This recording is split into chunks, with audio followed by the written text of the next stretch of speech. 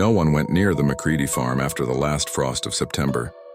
The locals swore the soil turned black at midnight, that something grew there when the moon bled through the fog.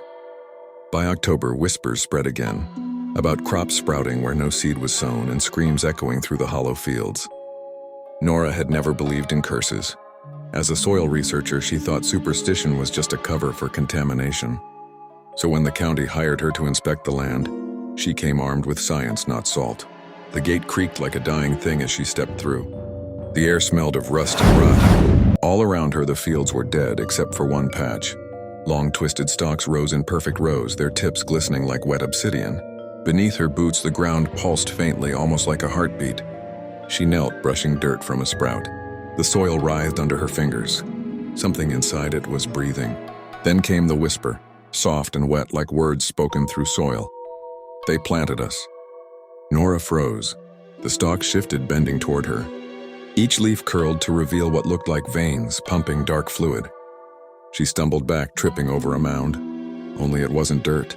It was a rib cage overgrown with vines, sprouting new black buds where flesh once was. The whispers multiplied, 1,000 hungry voices rising from the field. Faces began to form in the leaves, pale, stretched, and weeping black sap.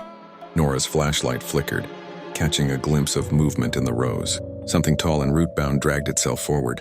It wore the shape of a man, but its eyes were seeds. "Harvest comes for all who feed the earth," it croaked, voice deep as the grave. Nora ran, branches clawing her clothes, shadows chasing her breath. Every direction led back to the same field, the same heart of darkness beating beneath her feet.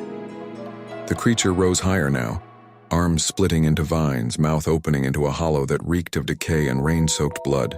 She screamed as it reached for her, and the soil swallowed her whole. By dawn, the field was quiet again.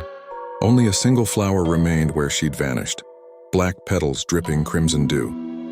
The next week, townsfolk whispered of new growth on the McCready farm. Crops taller than any they'd seen, moving even when the wind was still. Lesson: some harvests are not meant for the living. What we bury in denial, guilt, greed, obsession does not die. It grows, waits, and returns to claim the hands that fed it.